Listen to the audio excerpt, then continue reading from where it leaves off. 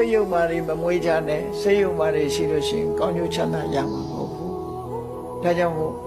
တူဘောတူမေတ္တာထားကြစိတ်ကောင်းနှလုံးကောင်းမွေးကြကိုယ်ရနေကြသွားတဲ့ပုဂ္ဂိုလ်ပေါ်မှာကျင်နာပွားကြကိုချင်းစာတရားထားကြကိုယ်ရတာလွန်သွားတဲ့ပုဂ္ဂိုလ်လည်းပဲသဘောပေါက်နားလည်ပြီးတော့သူ့ပေါ်မှာမနာလို့မရှုစိတ်မဖြစ်ကြနဲ့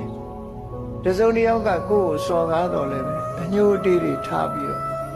တုံ့ပြန်တဲ့ရံဘက်တွေမလုပ်ကြနဲ့ဆိုငြိမ်းချမ်းအောင်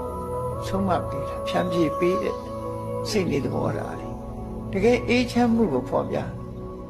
အဲ့ဒါလို့ပြောတဲ့ပုဂ္ဂိုလ်တမို့ရှိတယ်ဟေး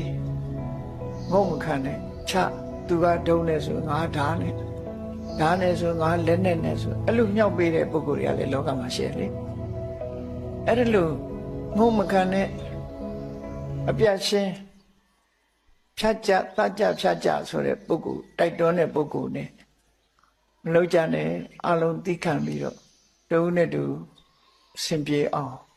ကိုချင်းစာတရားနဲ့နေကြဆိုအေးချမ်းမှုနဲ့ပူလောင်မှုကမတူနော်ပူလောင်မှုကမတူသို့သောလောကသားတွေအနေနဲ့ကတော့ငုံခံလိုက်တာကိုအရှုံးပေးတယ်လို့ယူဆကြတယ်ရှုံးပေးတယ်ဒီဘဝမှာသူကကြည့်လိုက်လို့ရှိရင်ရှုံးသွားတယ်လို့ယူဆကြတကယ်ကတော့မြတ်စွာဘုရားကအဲ့ဒါလို့မမြင်ဘူးမရှုံးဘူးဘာကြောင့်မရှုံးလို့ဆိုရင်မင်းရဲ့ရင်ထဲနှလုံးမှာဒေါသဆိုတဲ့အကုသိုလ်မဖြစ်တာကိုကမင်းမှမရှုံးဘူး